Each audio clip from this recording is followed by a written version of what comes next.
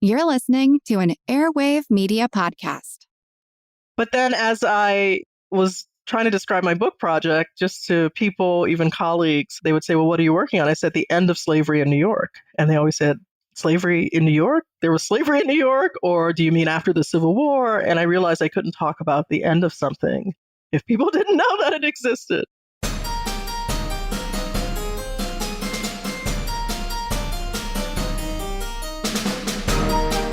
Hello, and welcome to episode 405 of Ben Franklin's World, the podcast dedicated to helping you learn more about how the people and events of our early American past have shaped the present-day world we live in. And I'm your host, Liz Covart. When we think of slavery in early America, we often think of the plantations and economies of the South. But did you know that slavery was also deeply entrenched in New York City? Did you know that African and African Americans helped New York City confront slavery, freedom, and racism in the early Republic and Antebellum or pre-Civil War periods? Leslie M. Harris, a professor of history at Northwestern University and the author of In the Shadow of Slavery, African Americans in New York City, 1626 to 1863, joins us to explore the history of Africans and African Americans in early New York City. Now, during our exploration, Leslie reveals the arrival of Africans in New Amsterdam and the early history of slavery in New York City, the contributions Africans and African Americans made to the construction and development of New York City, and the journey that New York City and New York State took to end slavery. But first, did you know that Ben Franklin's World has a brand new newsletter? It's called History Behind the Headlines. It's a brief weekly newsletter that offers you insight into the history and historical origins of topics in our present-day news. For example, our most recent newsletter explored the history of the United States' very first major law under the U.S. Constitution, the Tariff Act of 1789. To receive the History Behind the Headlines newsletter, plus the show notes for each new episode in your inbox, visit benfranklinsworld.com/newsletter.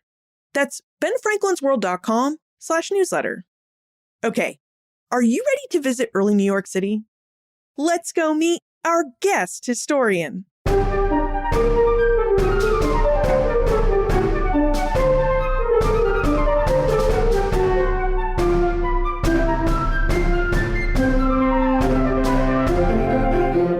Our guest is a historian and professor at Northwestern University.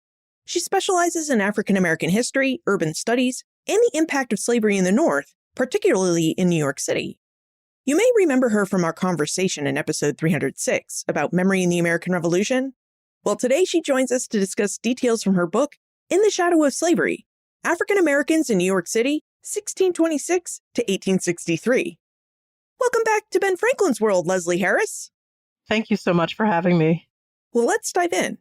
Leslie, you have studied the history and impact of slavery in New York City between 1626 and 1863, which is actually a very long time period for a single historian to study in a book.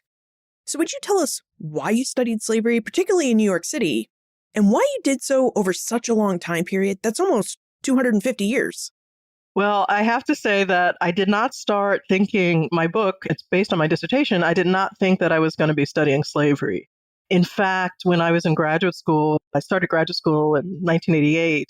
One of the things that I was told by one of my mentors is that everyone has said everything there is to say about slavery, because this was right after Herbert Gutman and Eugene Genovese and the study of slave communities, John Blassingame. And people really thought that there was not much more to say about slavery. And of course, everyone was talking about Southern slavery, antebellum slavery. So I was like, okay, well, I hadn't really thought that I was going to study slavery, but I sort of mentally crossed it off my list as an option. And then I read particularly Christine Stanzel's book on New York City, City of Women, which is just a beautifully written book about women in antebellum New York City. And I was just taken by the themes she was discussing. I was very interested in labor history. Even though I had been told that there was nothing more to say about slavery, I was thinking about slavery as part of the American working class. And I really wanted to write a book like hers that was beautifully written, that talked about the lives of ordinary people. And I just thought she did that so well. Her book is a big model for me. As well, I read, of course, Sean Wilentz' book, which was Chance Democratic, which also a major work of labor history in the antebellum period. So this chimed with my long-term love and fascination with New York. When I was growing up in New Orleans, I was sort of obsessed with New York. I did my undergraduate work at Columbia, largely because Columbia was in New York City. I didn't really care that it was an Ivy League school at that time. So all of those things came together.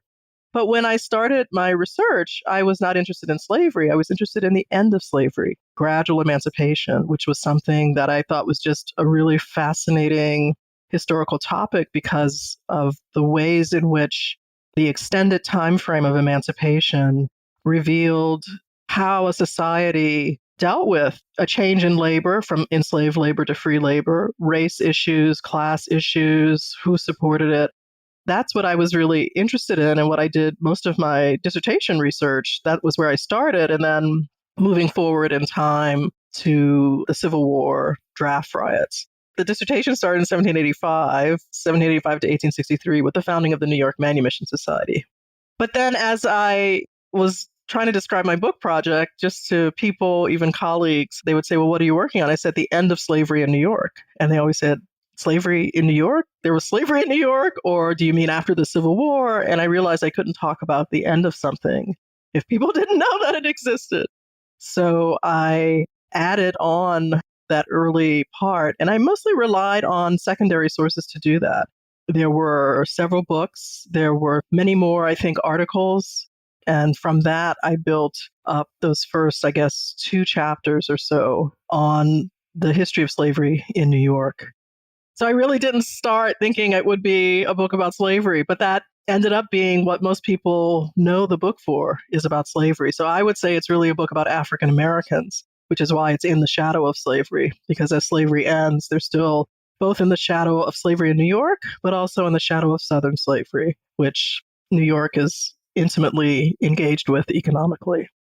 Well, your book, In the Shadow of Slavery, is now in its 2nd edition, and it was such an important book when it originally came out because, as you said, everyone was studying slavery in the South, yet when we look at it, in many ways, slavery as an institution really had its start in the North. So I'm excited that we're going to have this conversation about the origins of slavery in New York, but also about their end and the different ways African Americans worked to bring an end to slavery. So would you tell us what historians are talking about when they discuss slave societies and societies with slaves, and where early New York fit into this framework about how we might think about slavery?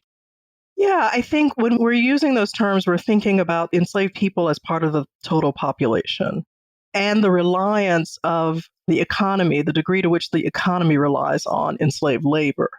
So Ira Berlin is the person who probably has popularized that term for historians and maybe for others, building on Moses Finley, who was actually a slavery of the classical era of Greece and Rome, I believe.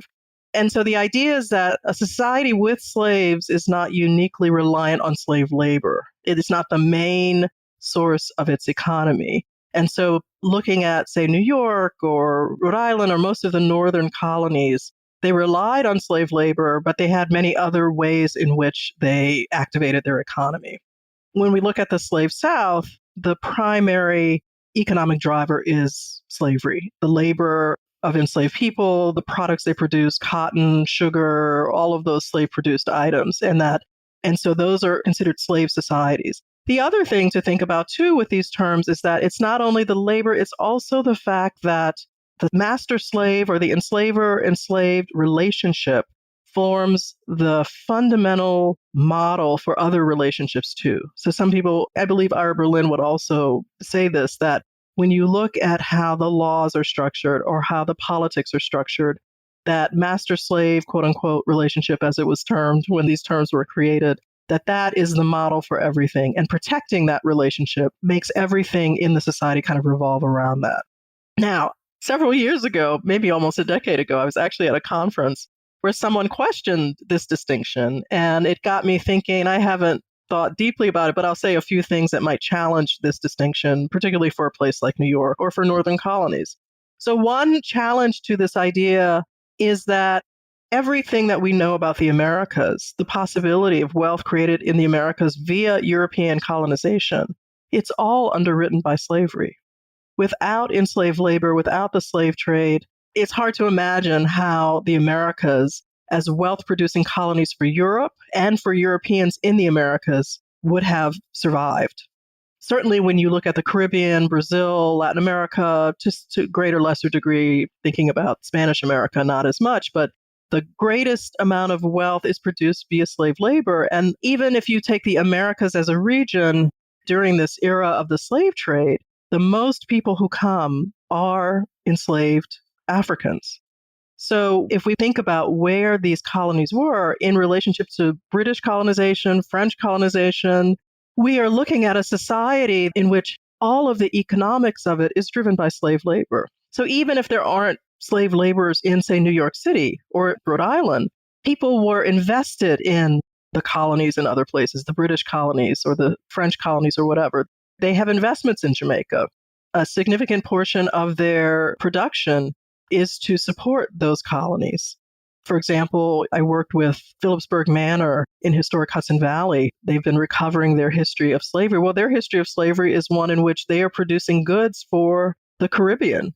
And so the wealth that is at Phillipsburg Manor is because slavery exists there, and they're producing flour and dairy products and things like that for the Caribbean slave islands, which is majority enslaved people. So if we think differently about how we delimit the economy, which we should, because these economies are very much of one, we have a different, I think, sense of whether or not these places are slave societies. And the other, of course, too, is that Native American people, and this still has to be sort of brought in, I would say, thinking about both in terms of land dispossession, conquering the land, conquering the people, but also what is the economics of enslavement there. And clearly we have, I think, more work to do, I think, to compare African enslavement and Native enslavement. But again, slavery is a system at this time that is understood to be, I want to say, moral and legal in warfare and in the economy.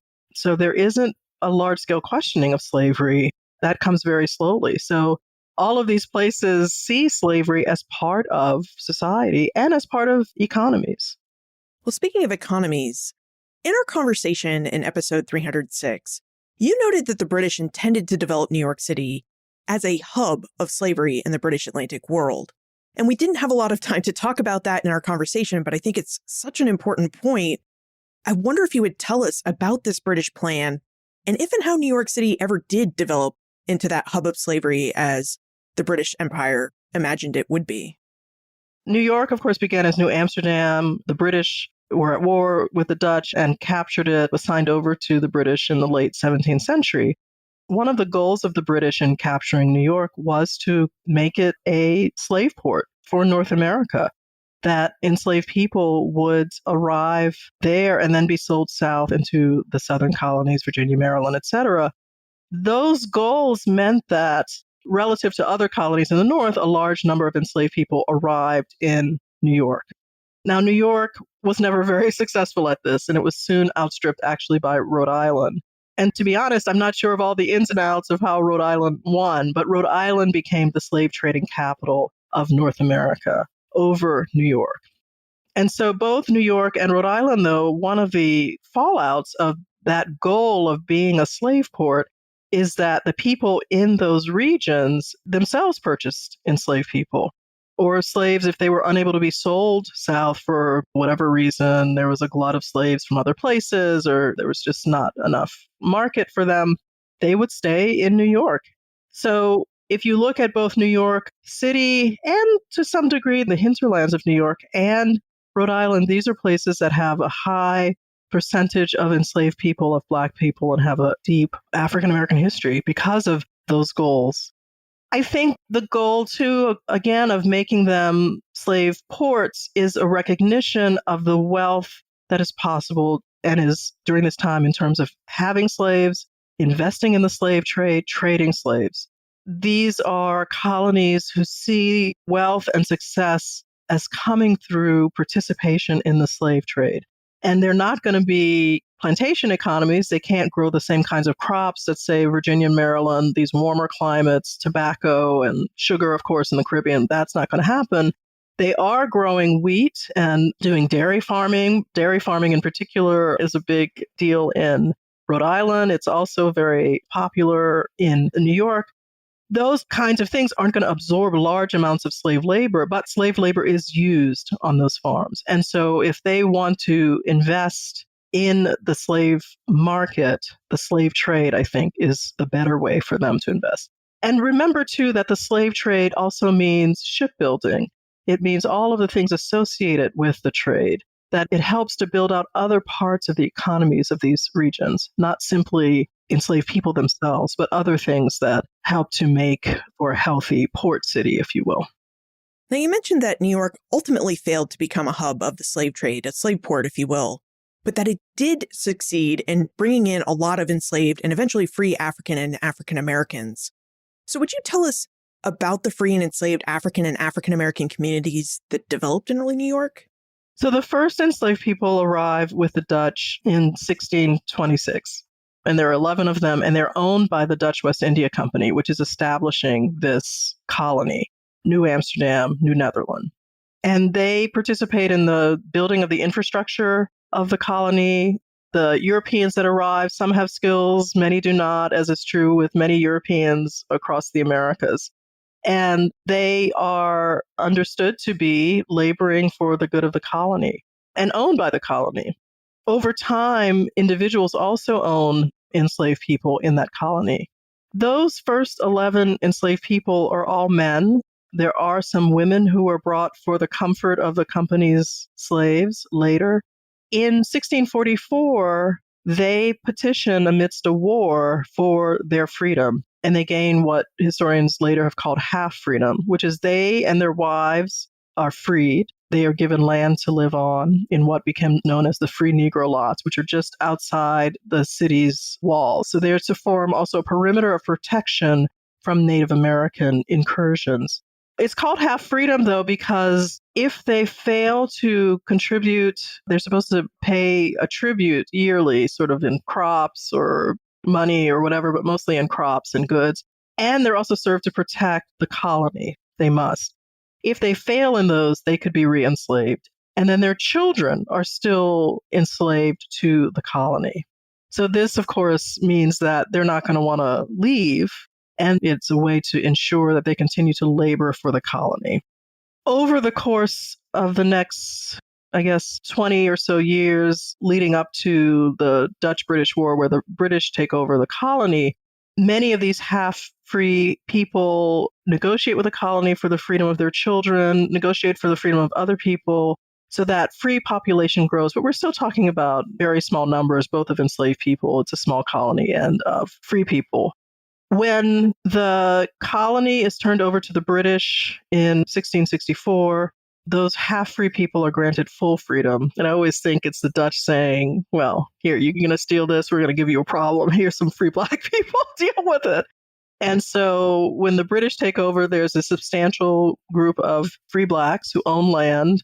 Much of that land is located in present-day Greenwich Village.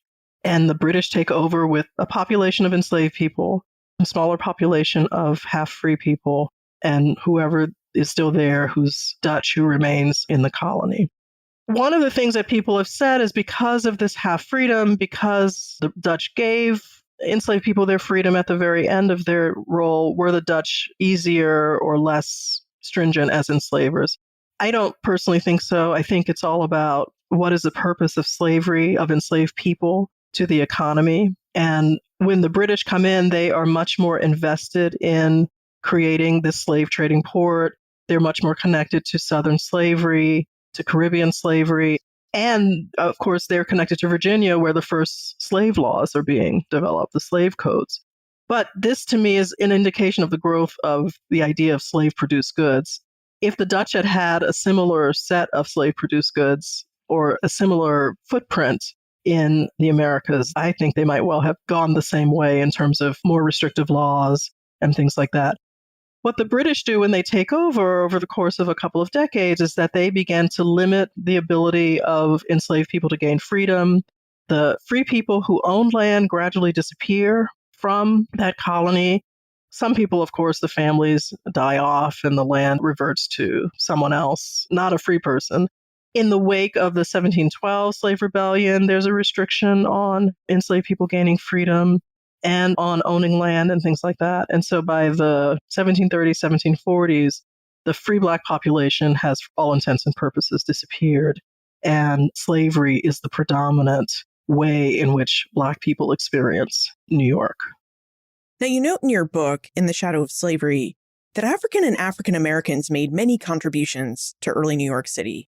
They built infrastructure such as roads, docks, and buildings. They cleared a lot of land and cultivated gardens and farms.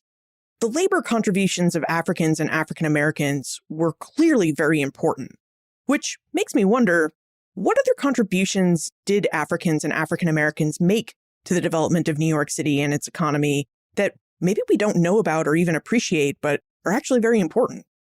I think it's hard for us to imagine these frontier conditions. I myself, not only in New York, but in other places in the Americas, have often thought, what were people thinking coming to this place where literally you're building something from the ground up? I couldn't do it. If you have no experience with that kind of labor, which, again, I think that there's a substantial set of European colonists in all places, from all places, who have no experience with doing this kind of manual labor. So we really are talking about enslaved people who are, perhaps they bring the skills, perhaps they're taught the skills when they get there, but who are really responsible for just very basic cutting down trees, laying roads, building homes. One of the secondary sources I read claimed that the Europeans, the Dutch, before enslaved people arrived, that they slept in shelters that they dug into the earth and that they covered with bark, that they literally didn't build their own buildings until enslaved people arrived to do that labor.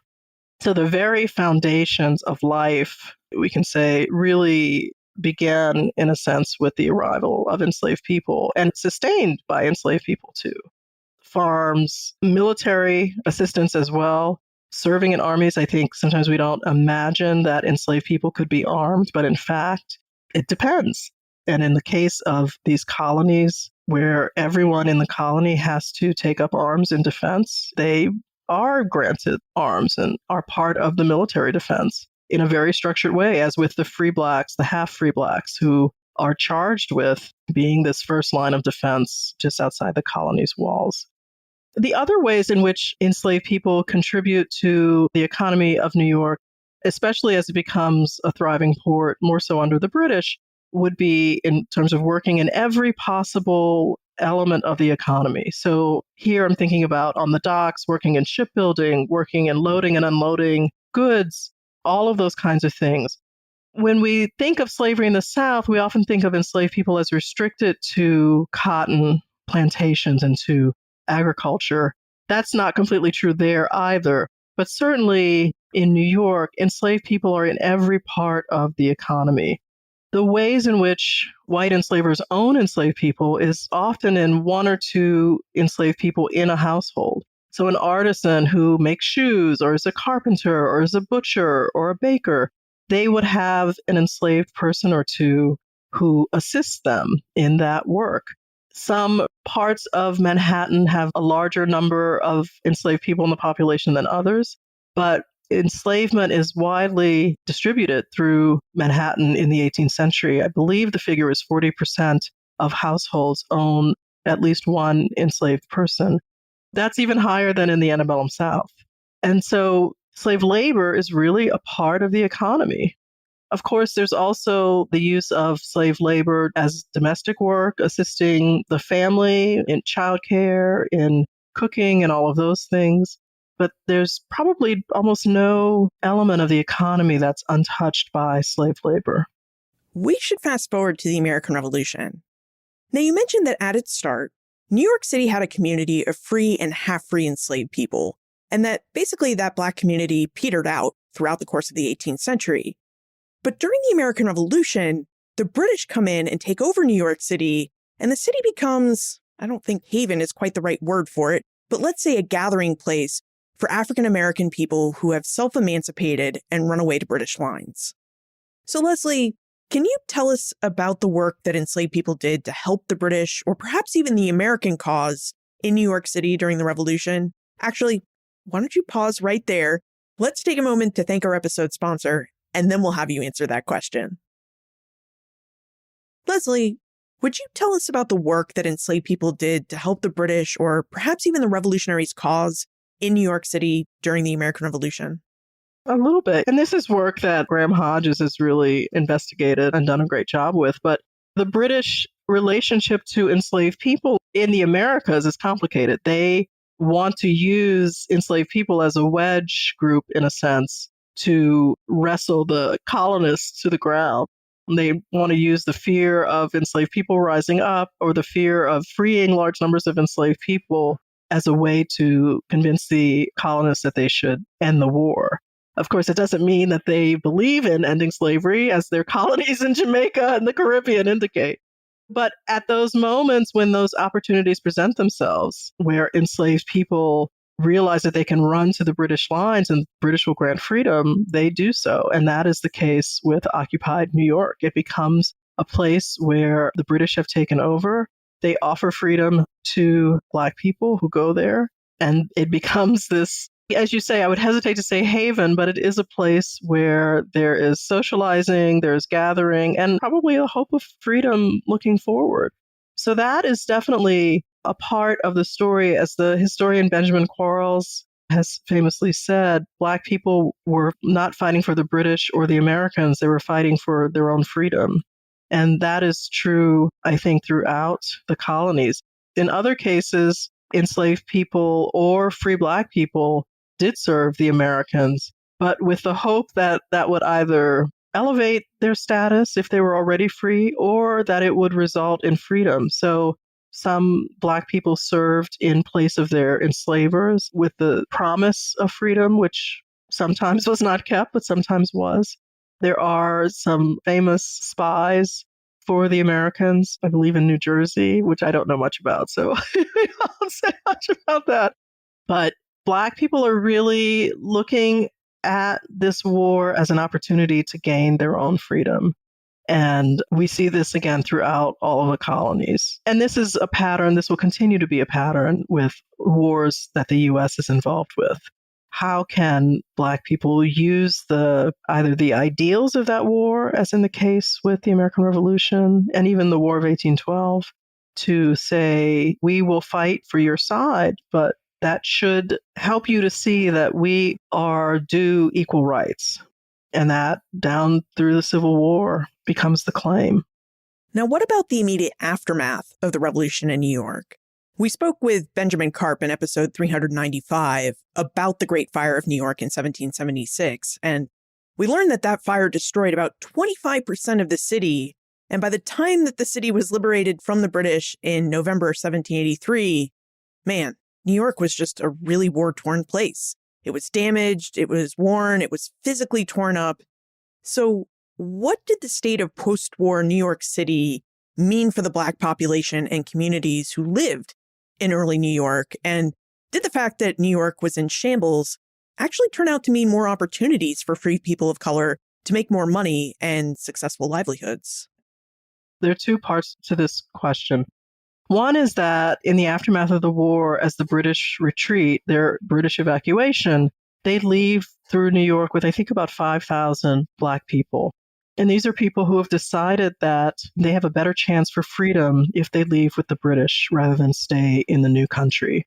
Some of these people are resettled in Nova Scotia, some go to London, some, unfortunately, we believe, are re-enslaved in places like the Caribbean and Jamaica. But some of the early populations in Canada and parts of the Black population in Great Britain date to this moment when Black people leave. They see their future elsewhere. In the aftermath of the war, you have a number of northern colonies that have begun to pledge to end slavery, but New York is one of the last places to do so, along with New Jersey as a state. And thinking about the fact that New York was war-torn and in need of rebuilding, which I didn't go into in my book, but thinking about that now, one of the things in New York is that they are still heavily reliant on slave labor, are unable to attract European immigrants to the city. And so part of the reason that slavery continues there is probably to rebuild that city. At the same time, we don't really see an increase in the free Black population there. This is probably in contrast to, I've been doing some work on New Orleans, and there's a great fire that sweeps through New Orleans in the late 18th century. That fire and the work that enslaved Black people do enables them to buy their freedom. And it leads to the growth and the early wealth of the free Black community in New Orleans. Now, part of that is because under the Spanish, there's the right of self-purchase. There is no such right in British America. So there's no guarantee for enslaved people in New York that they can negotiate in good faith with enslavers. And at that time, I would say that holding on to slaves, that would be a way to hold on to wealth. If you've lost your house, if you need to rebuild your business, but you have a few slaves, those enslaved people are literally capital, and so they can be sold if you decide you need to liquidate them. And of course, that's a practice in every slave society there is. Or you can use their labor, of course, to rebuild your business, your home, what have you. So there is not a large growth in the free Black population until the gradual emancipation laws of the late 18th century. Would you tell us about New York's gradual emancipation law? If New Yorkers were so reliant on slavery, what was the driving force behind New York actually passing a law to try and end slavery? Yeah, I think the driving forces behind the gradual emancipation law in New York are two. One is genuine moral fervor. I would never downplay the fact that there's a small group of people dominated to some degree by Quakers, but inclusive of other people, even enslavers, who began to see the contradictions between the new nation and claims of freedom and human equality and holding enslaved people. Slavery is a brutal, violent way to extract labor. The brutality used against enslaved people, I believe, begins to outstrip the brutality used against other laborers. I mean, the idea of pacifism is a new idea at this time. And for a long time, of course, working class people, poor people, people in general are tolerant of violence. But as people began to question violence, began to question treating other people certain ways, enslaved people are subject to all kinds of brutality. They have none of the protections that are growing slowly amongst other people out of this late 18th century rethinking of what it means to be human, what it means to be in community and political society with each other. So you have a small group of people who are genuinely horrified by what they see of slavery in New York, in the Caribbean, and other places. And from the late 17th century, in Quaker communities, began writing against slavery, against the sin of slavery. And those ideas began to spread and gain power from the American Revolution and during that time. So that's one group of people. In 1785, the New York Manumission Society is founded. It follows alongside the Pennsylvania Abolition Society and other groups of people who began to argue and participate in government in the state legislatures and say, we need to have a gradual emancipation law. Gradual emancipation is a practice that it has, I think, a complicated moral compass, if you will. On the one hand, it acknowledges that these are people who have been held in slavery, who have not had the benefit of education in many cases, and who might need assistance in transitioning to free life. On the other hand, by freeing enslaved men and women in their early to mid-20s, it guarantees that enslavers have access to the labor of enslaved people for a fairly long time period when you consider that life expectancy is much shorter than it is today. Children work, certainly young adults, teenagers work in your early 20s or so. You're a full-fledged laborer and able to do significant kinds of work.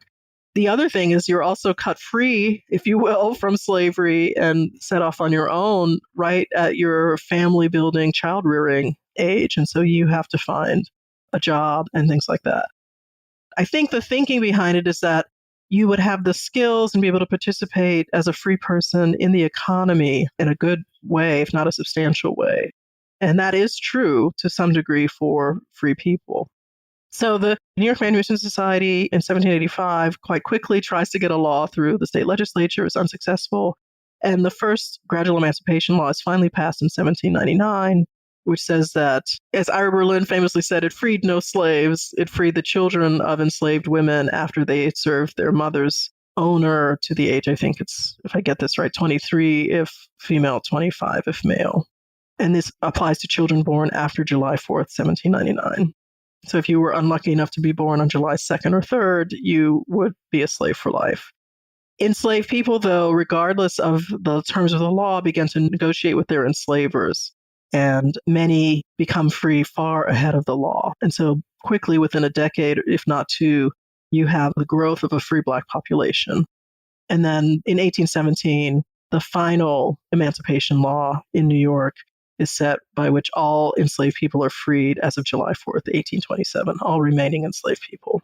The second thing, though, that drives this emancipation law at the particular moment in 1799, when it's passed, there had been this moral push by this small group of Manumission Society members. But the other push is European immigration is picking up. And so we believe that New Yorkers can see that there will be another labor force that can take over what enslaved people have been doing.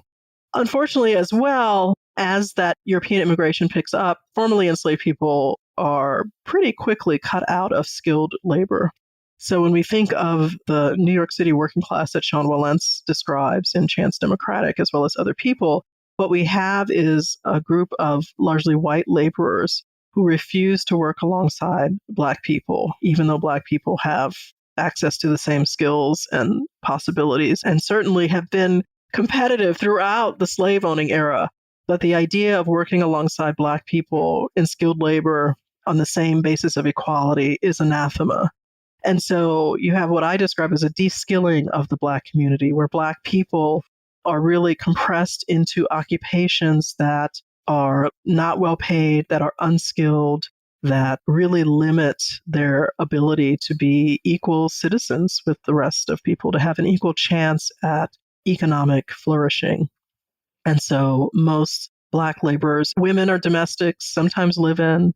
Men are doing all kinds of manual labor that does not pay well. One place that they dominate is chimney sweeping. And so that is a business that some Black people are able to be entrepreneurial about. There are a few other people who manage to find a space as skilled laborers, but for the most part, it's very difficult to be skilled. The other major labor that Black men can do is to be sailors. That being a sailor can be very lucrative, although it's also very dangerous. But Black men tend to have those jobs for longer than white men in terms of their life careers because they can, and because it's one of the few places where they can count on having a steady income that can provide some access to wealth. As you have studied the end of slavery in New York and the development of the African American community in early New York City, did you ever find a definitive end date for slavery in New York? It seems to me that trying to find an end date in some of these mid-Atlantic states is actually fairly tricky business. Yeah, I had a lot of questions about the end. So we're using the word slavery, but I would say the word bondage, being bound in some way, because indentures, these indentures that people are born into, theoretically, there is an end in 1827 that if you were enslaved, you should have your freedom. But that to me doesn't answer the question of what happens to indentured, those who are born into indentures, and do they have to serve out those indentures? I'm unclear about that.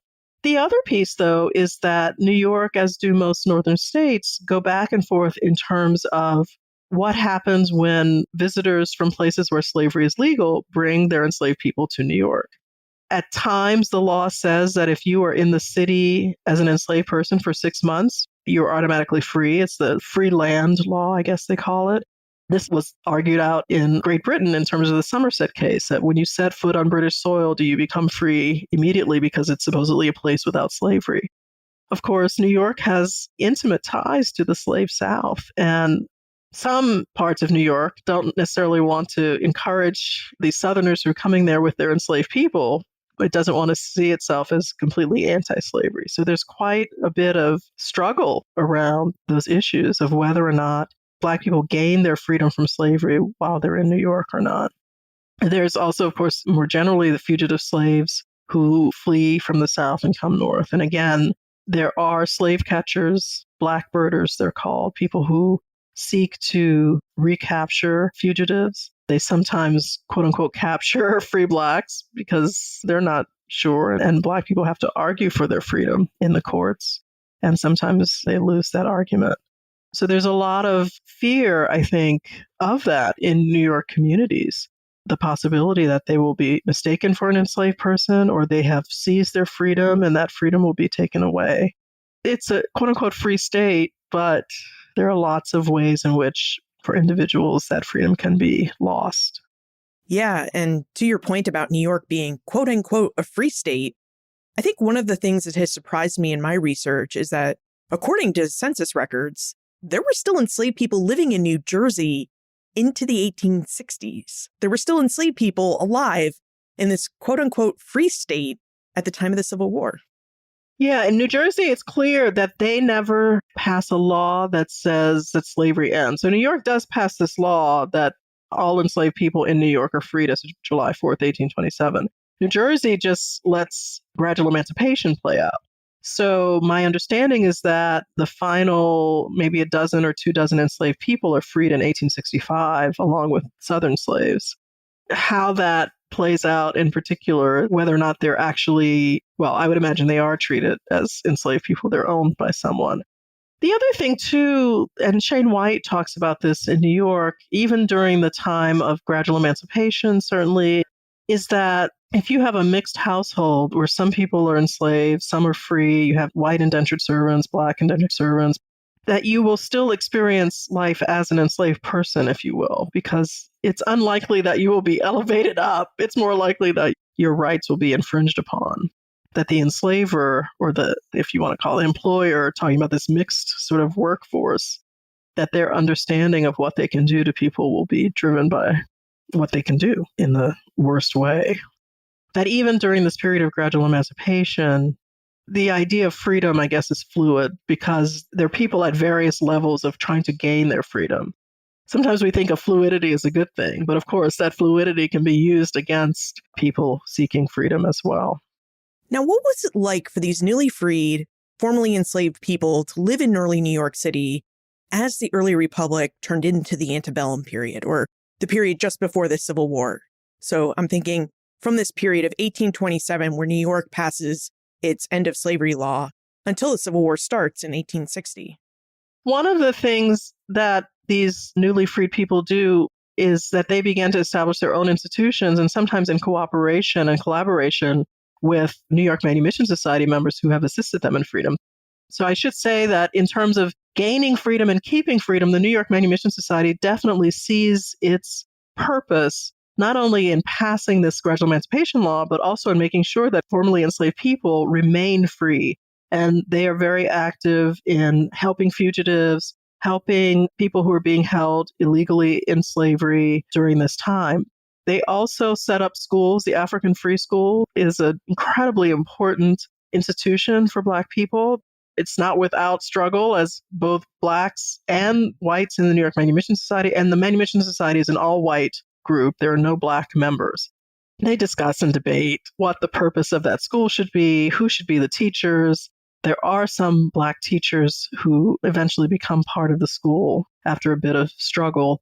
But that is one kind of institution. There are Black people who also form schools of their own. In addition is the development of Black churches. Many of these churches start as offshoots of white churches that are not allowing Black people to worship on a basis of equality. And so, of course, the African Methodist Episcopal Church in Philadelphia has a branch in New York. The AME Zion Church is a New York founded church. There's the Colored Presbyterian Church that starts in the early 1800s. And what's now St. Philip's Anglican Church starts as well, with Peter Williams becoming one of the most famous ministers there. These churches, these congregations are often in line with white hierarchies. So there can be stress between what the Black church congregations want in terms of being more radical about ending slavery and being more political, and in terms of the white hierarchy being more conservative about that. That's going to definitely be a tension when the radical abolitionist movement gets started. So it's a time of great ferment, I would say, of great optimism in New York.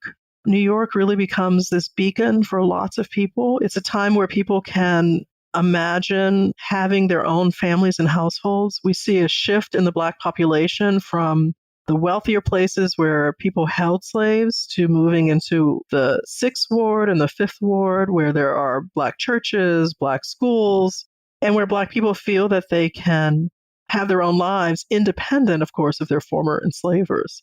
Now, this doesn't mean that they're living in all Black neighborhoods. They're living in working class neighborhoods. And so these are all fairly well integrated, which doesn't mean equality, but that they are living amongst white New Yorkers. Another important place where Black people own land, of course, is Seneca Village in the site of present-day Central Park. And that becomes another important site. That's actually where the AME Zion Church is located. It is also a mixed-race community. There are Irish people and other immigrant groups who live there, but it is a place where Blacks own land from the 1820s until that land is taken from them by the city to build Central Park in the 1850s. So it's a time of consolidation, of growth. Remember that New York is the place with the first Black newspaper, Freedom's Journal, which is founded just as slavery is ending in 1827 in New York. And New York, along with Philadelphia and Boston, becomes one of the locations where the radical abolitionist movement will get started. And that's an interracial movement, but it is one that is driven, I would argue, by Black ideas. I argue, as Benjamin Quarles has argued, that Black abolitionists really lay the foundation for this idea that slavery is wrong and should be ended immediately, that this is not something that should end gradually, but that immediate emancipation is necessary. So you see in these decades the gathering together of political, economic, cultural, social community in New York City. Now, in spite of the restrictions placed on their freedom, the danger that they might lose this freedom at any point in time, and of having immigrant populations moving into their neighborhoods and then refusing to work with them because they're Black, it sounds like Black people in early New York City were actually able to build fairly vibrant African-American culture in New York. So would you tell us a little bit about the freedom for Black people and how that functioned in early New York City, and about the different cultures that these African-American communities are interacting with that both help to expand and contract their freedom?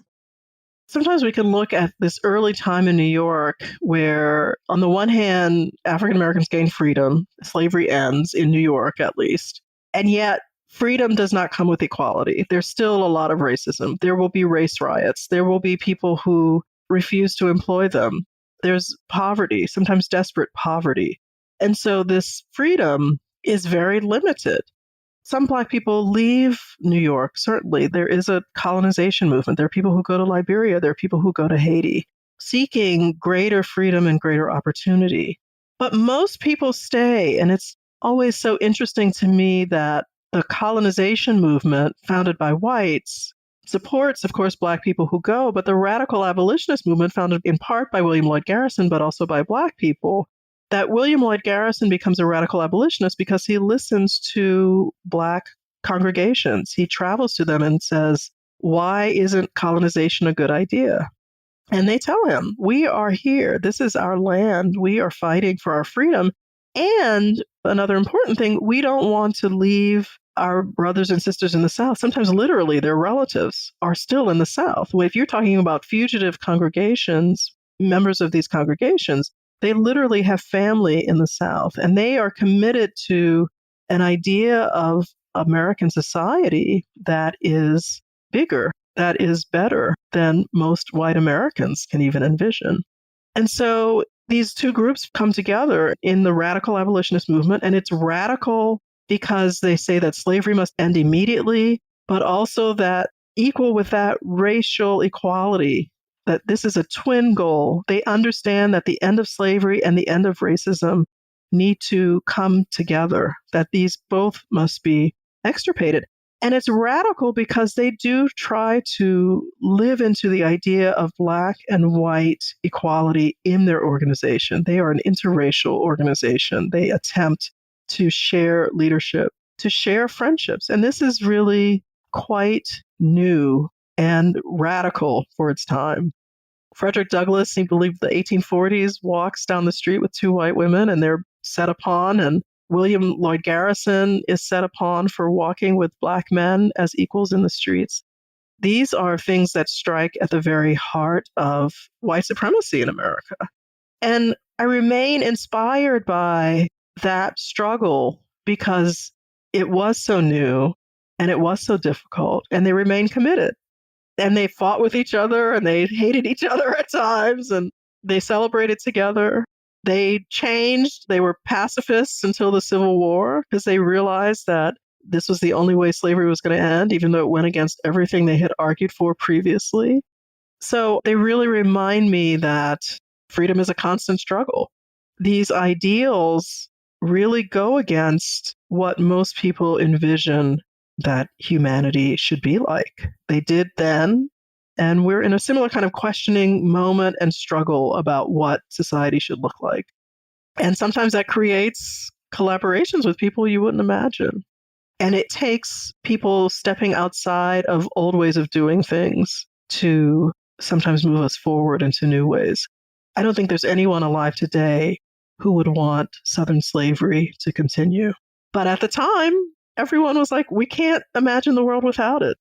I said Southern slavery means American slavery, really, slavery in the Americas. There is no one alive today who would have wanted to participate in that system. And it literally took centuries to dismantle that. Now we're in the post-slavery, which is about racism and all kinds of hierarchies, and it looks like it's going to take us centuries to dismantle that if we succeed.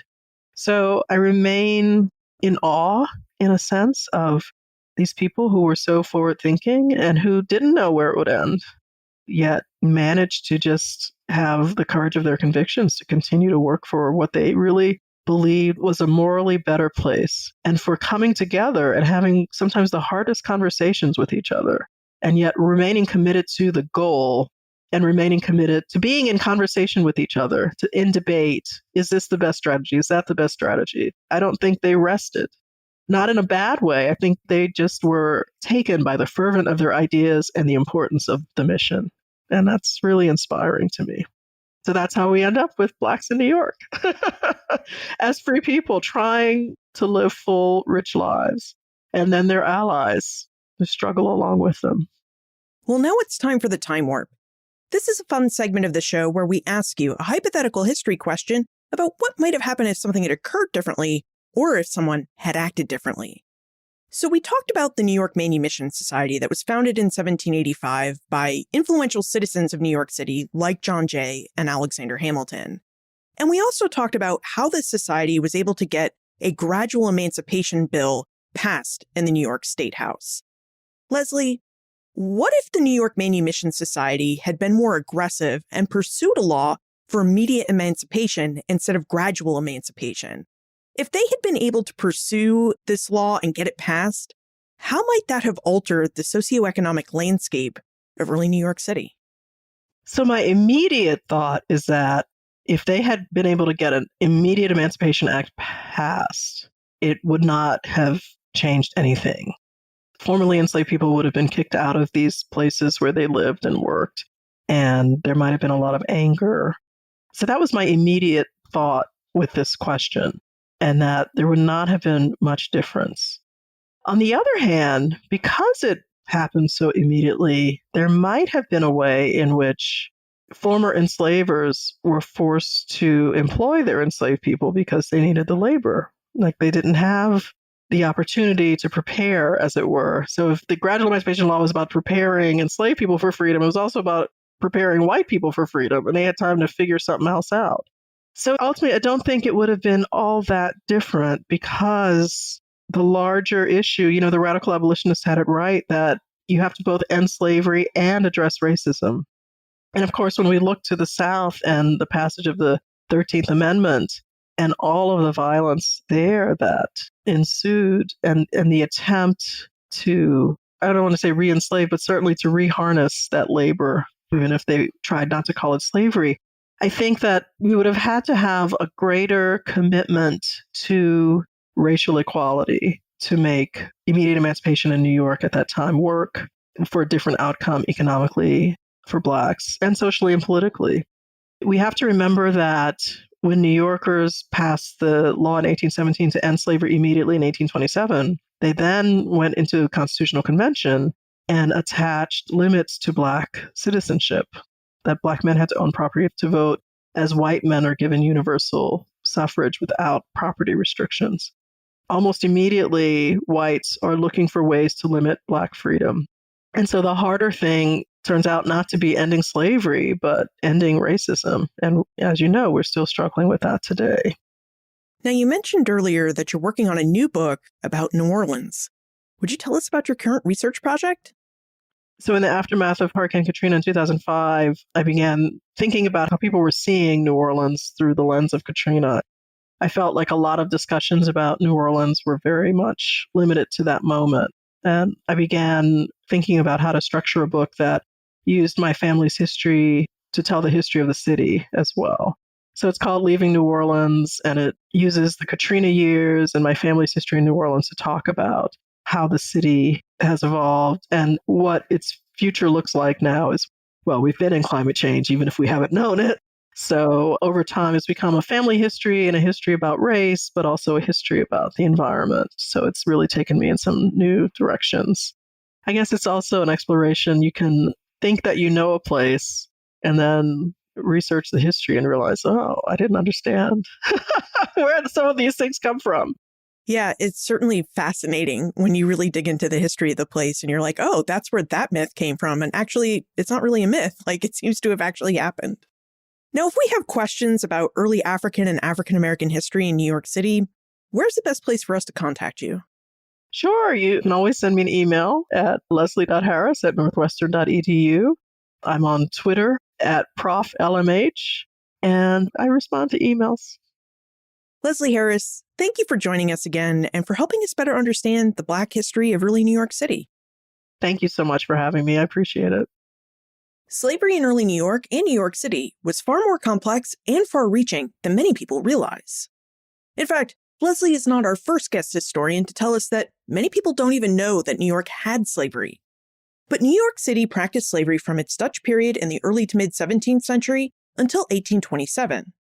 After the Dutch relinquished control of New York to the English, first in 1664 and then again in 1674, because there was a brief one-year period of Dutch reconquest in 1673, after the Dutch surrendered New York to the English worked to transform New York City into a slave hub of the English and later British Atlantic world. Now, as Leslie noted, Rhode Island bested New York City for the status of a major slave hub, but New York City still boasted a lot of enslaved people entering and exiting its port.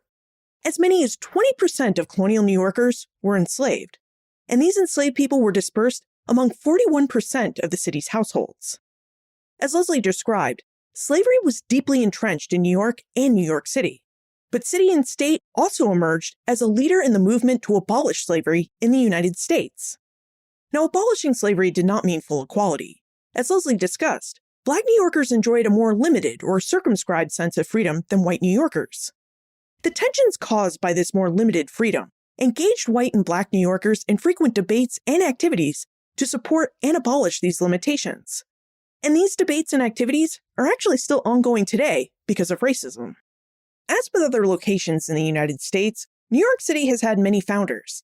The Lenape, the Dutch, the English, the men who founded the city's financial institutions, the women who helped found the city's philanthropic activities, and of course, the Black people, who physically built New York City and who have worked to hold it accountable for realizing the nation's promises of liberty, freedom, and equality for all citizens.